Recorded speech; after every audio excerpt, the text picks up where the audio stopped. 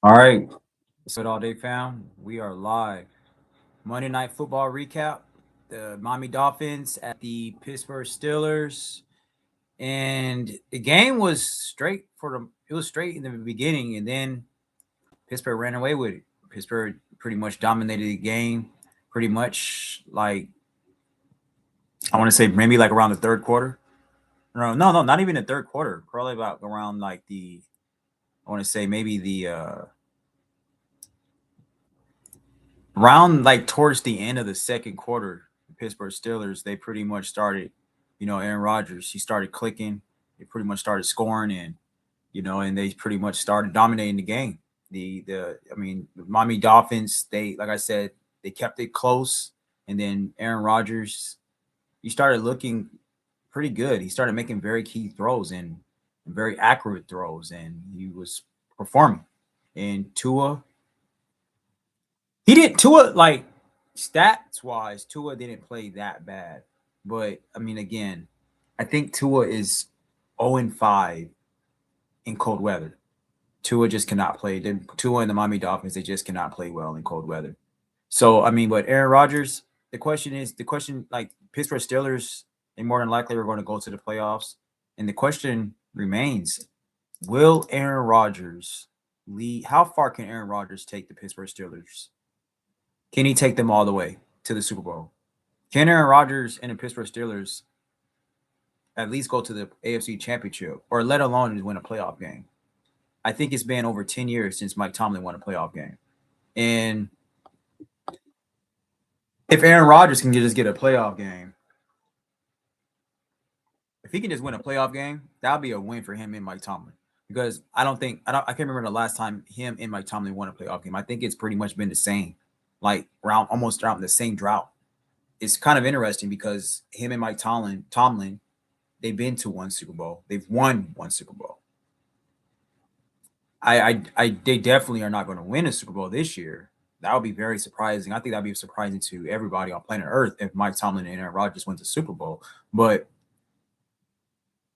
Pittsburgh's looking all right. Aaron Rodgers is playing good. DK Metcalf, he performed pretty well tonight. Fryermuth, their tight end, he's a really great tight end. He performed. So, you know, somebody said they think they go all the way. Uh, okay, all right. Derpy 501 S2 ST2. um, we'll see. We'll see. I It'll be interesting. If that'll be a very interesting thing to see if they do go all the way. I won't be mad if that's the case. What better way could Aaron Rodgers in his career, you know, winning a Super Bowl and getting Mike Tomlin, getting ring number two, and then getting Mike Tomlin his second ring, Lombardi Trophy. If Aaron Rodgers does do this, there is going to be a lot of discussions if he can rival Tom Brady as the greatest quarterback of all time.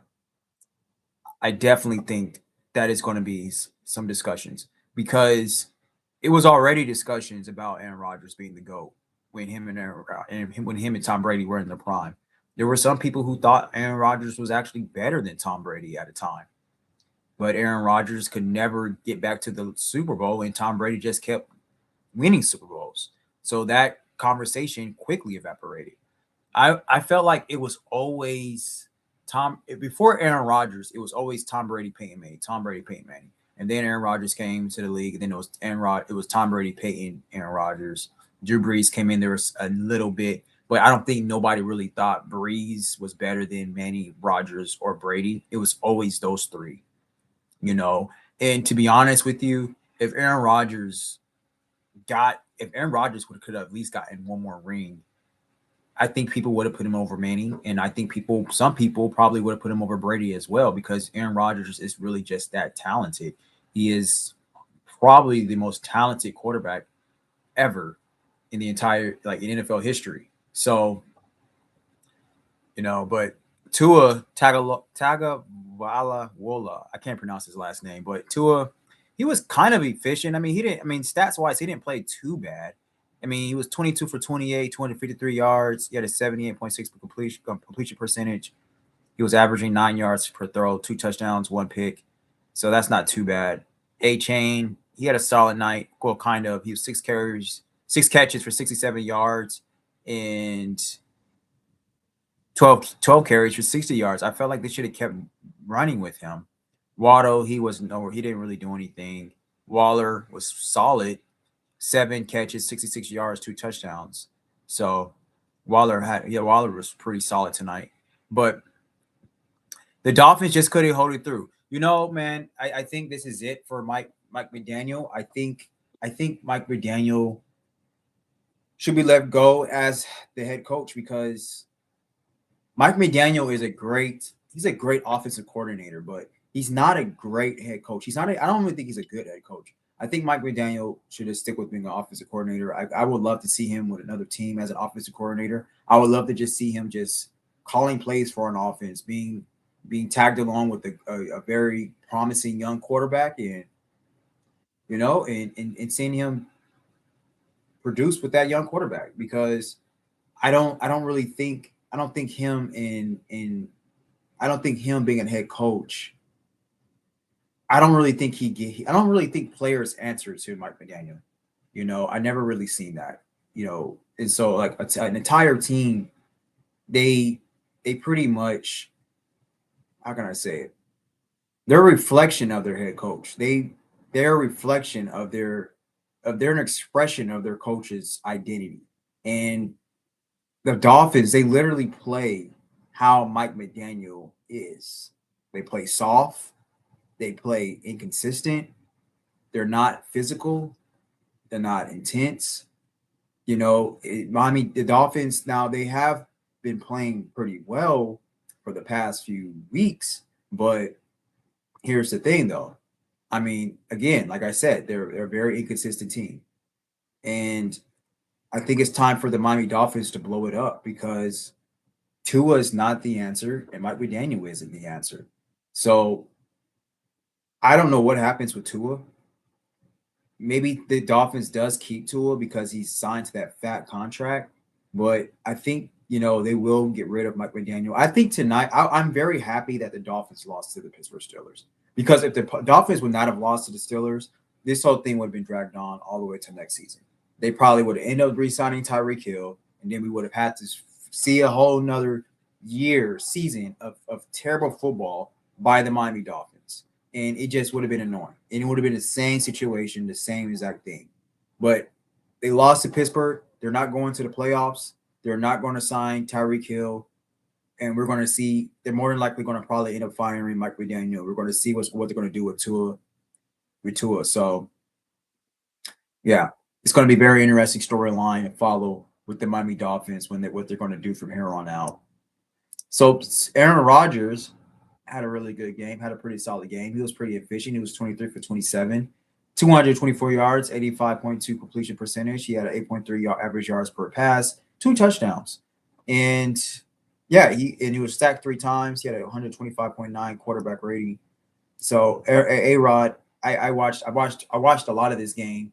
A-Rod, he was making some very, very key throws. It's pretty exciting right now to see what's going on in the NFL. You got Phillip Rivers back. Phillip Rivers, he looked phenomenal. Outside of that first play by Phillip Rivers, he was slicing and dicing the Seattle Seahawks defense.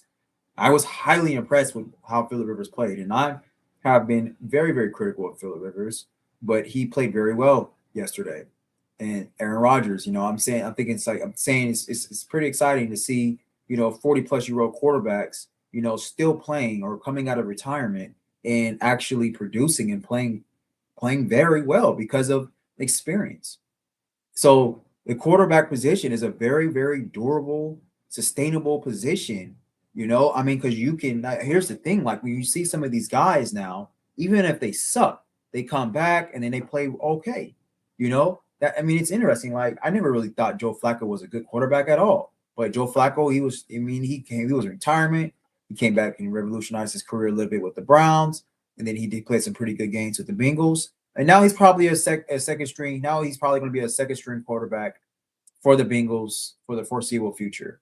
That's what we're talking about, and I think that's really good for football because now it's showing that it's showing like the quarterback position is the most unique position in all of sports. It's not just the most unique position in all of football. The quarterback position is the most unique position in all of sports. If you really think about it, you gotta like if you really think about like how the quarterback position is like when you have a great quarterback, he's like the field general, you know, in the quarterback, regardless, is the most valuable position because if even if the quarterback isn't like a field general, he's not calling the plays, he's not doing Peyton Manning type of things. But even if he's like a game manager, you know, just a strict game manager like a Bo Nix or you know, I'm trying to think of other game or like just a game manager. I can't think of any game managers right now, but he's still very important and very valuable. Why? Because he has the ball than any other position on the field. And outside of the center, he is like the brain of the entire team. And he's like the brain of the offense. And if that quarterback makes mistakes, that team is going to lose the game. Why? Because the quarterback, he has the ball in his hands more than any other position. So if he's constantly fumbling the ball, constantly throwing interceptions and you know and taking unnecessary hits, et cetera, that's going to more than likely increase the chances of the team losing, unless that team just got a stupid defense and that defense is just not going to move. They're not going to move backwards. They're always going to be moving forward, and they're not. The other team is just not going to. It's just not going to score. You know, unless that defense is like that, they more than likely are going to always lose. But so what I'm getting at is that it's very interesting how the NFL is playing out now with some of these quarterbacks that are coming out of retirement or that are staying to play till they're 40 plus years old, and they're actually playing well because they don't have to do much outside of understand mentally the game, be very precise, be very quick, have a quick release, you know, and understand the defense, have the experience, you know, have pretty good footing, and just still have that arm. As long as that arm is still working, as long as that brain is still working, they're very decisive, they're very quick, they're very precise, they're decisive. They can play. They can play until they're like 40 plus years old. And I think that's a very interesting thing. And I think that's a wonderful thing for the sport of football. The quarterback position is the most unique position of all of sports. It truly is. I mean, and so I think Aaron Rodgers does leave after this year. He has said that, but who's to say he probably won't come out of retirement if he, you know, in years to come. So and here's an interesting thing too. Some of these quarterbacks that are probably very terrible right now, who's to say maybe they get another shot later on down the line. The quarterback is kind of like the only position that has such longevity where it gives these guys a shot, you know, for years, you know. So yeah, man, I think it's wonderful for the sport of football. And who knows, man, if Aaron Rodgers does win a Super Bowl, that'll be great for his career, great for his legacy, great for, you know, and I mean, he's already going to the Hall of Fame, but it will be, yeah, it will be a Cinderella story almost for Aaron Rodgers. I mean, a lot of the stuff that he went through throughout his career, and now, you know what I'm saying, he wins the Super Bowl, Lombardi. A lot of guys has a lot of respect for Aaron Rodgers in the NFL. I think it's only been the media that's been criticizing him for who he is, or I guess, or putting out a narrative about him. But outside of that, I mean, I've never heard a player who's played with Aaron Rodgers who didn't like playing with him. Every single player that played with Aaron Rodgers, they praise him. So Aaron Rodgers has to be a leader. He has to be a likable, you know, a good presence in the locker room on the team. So yeah, man, I'm playoffs is right around the corner. It's going to be a very interesting playoffs. I think this is going to be one of the most interesting football playoffs in a long time. You don't have Lamar there, you don't got Pat there, you don't got Joe Burrow there. It's going to be interesting. It is going to be very interesting. You got Drake May, you have Bo Nix, you know, Justin Herbert, he's always carrying his team to the playoffs when he's healthy. I think Justin Herbert deserves more credit for that. And then you got Josh Allen. I would say the two veteran quarterbacks in the AFC, Josh Allen, Justin Herbert. It should be Josh Allen and Justin Herbert in the AFC Championship. It really should. I mean, but at the same time, can the Chargers even keep Justin Herbert upright? If we could keep Justin Herbert upright, we could beat anybody. Like I already said, if we can keep Justin Herbert upright and our defense is consistent, we can win a Super Bowl this year. We really can. And Chargers is playing very, very physical. No team is playing more physical than the Chargers. I mean, you got the Texans and the Broncos, but I think neck to neck, all three of those teams, Texans, Chargers, Broncos, those teams are playing physical football. So let's see here, man. Let's see.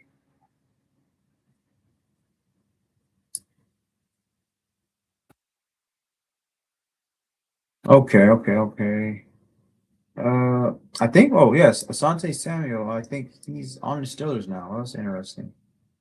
Okay. Yeah. DK Metcalf. He had 3 catches for 55 yards, 1 touchdown. He was targeted 3 times. Yeah, DK Metcalf. He played pretty well.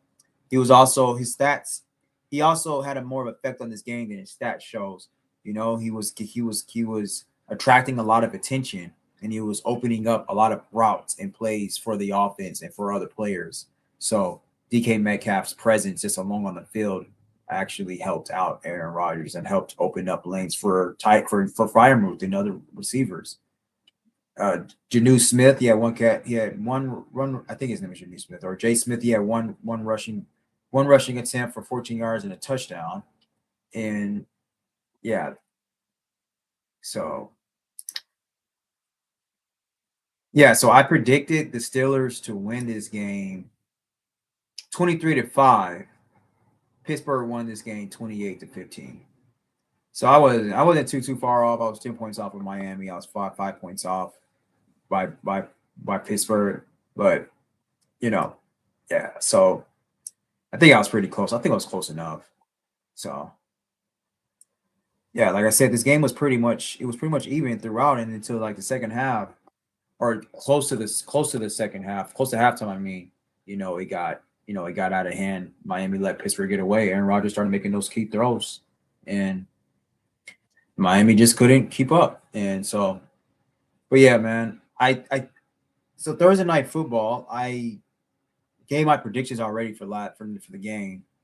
I said that the Seahawks was going to beat the Rams 36-29. That's going to be a very interesting game. That's going to be a very fun game to watch because that game is pretty much going to be, for the NFC, what is that, NFC West? We're going to see, which team is going to lead the NFC West between the Seahawks and the Rams. So, and I think the Seahawks can run away with it. I got the Seahawks beating the Rams. That game can go either way, but I'm gonna go with my boy Sam Darnold, man. Go with my boy Sam Darnold. He's playing very, very well, playing very great. But Matthew Stafford, obviously, I think Matthew Stafford should freaking get the MVP for this year. So yeah, that's. Let me see if I want to talk about anything else before I close out, man, because I don't really have too much to talk about this game. I mean, this game was pretty much, it was boring. It was really boring, to be honest with you. I mean, Pittsburgh just, like I said, they dominated this game in the second half, man. So I'm gonna have to be honest. Like Aaron Rodgers surprised me. I didn't think Aaron Rodgers had it in him. I didn't think he. I thought Aaron Rodgers was done, but he prevailed. I mean, he hasn't been too bad this year. He's kind of been average, but he hasn't been too bad. So I feel like if he wanted to, he could play another year. If Pittsburgh can probably get him a little bit more help, because DK Metcalf is not a true number one wide receiver. If they can really get him like a bona fide number one, true number one, keep Metcalf. Don't get rid of Metcalf. Beef up that offensive line a little bit. I wouldn't mind seeing a run back with Aaron Rodgers and Mike Tomlin in the Pittsburgh Steelers. I wouldn't mind seeing that at all. So But one thing I will say this is that I think Pittsburgh has to win at least a playoff game. They have to win at least a playoff game, or Mike Tomlin's going to be gone. So it's obviously that Aaron Rodgers will more than likely be gone. But if they don't get at least one win, they're done. So it's going to be a very interesting for Pittsburgh. It's going to be very interesting for Pittsburgh. So um, I don't know if they're going to win a playoff game because I don't know who they're going to play against. But if they play against a team like the Chargers, if they play against the Chargers, I don't see Pittsburgh. I don't see the Chargers letting Pittsburgh beat them. I don't. So if they play against somebody like the Chargers or the Bills or the Patriots, for some reason I think they can beat the Patriots. If the Pittsburgh Steelers plays against New England, I think Pittsburgh can beat the Patriots. So if they play against them, I think they can beat New England. If they play against, I honestly think if the Pittsburgh Steelers plays against the Broncos, they can beat the Broncos. I think the only two teams that Pittsburgh will lose to in the playoffs, mark my words when I say this, AFC in the AFC is the Bills and the Chargers. I think they can beat the Colts. I think they can beat the Bills. No, not the Bills. I think they can beat the Colts. I think they can beat the Patriots, and I think they can beat the. I want to say they could beat the Texans. I think the Texans defense is just too freaking physical. I don't see them beating the Texans. So yeah, I'll just stick with the Patriots, the Colts, and the. I mean, you got Jacksonville. Yeah, I can see them beating Jacksonville. Who else? Let me see. You got.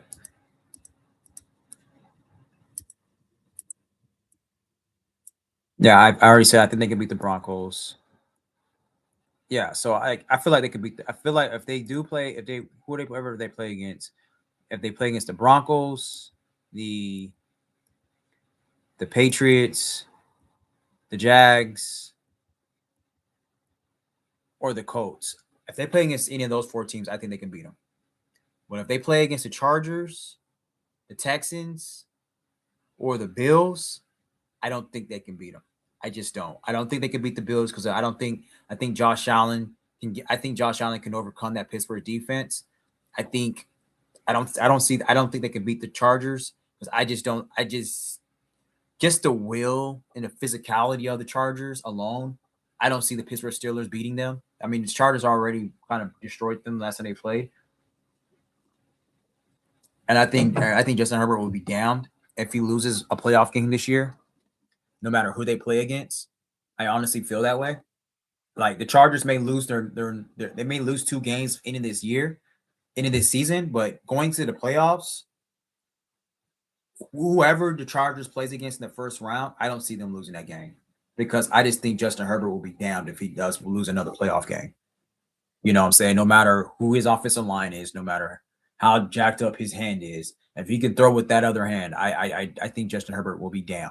So yeah, but yeah, and the Texans is the same. It's my same thing with the Chargers. I think the Texans are just way too physical for.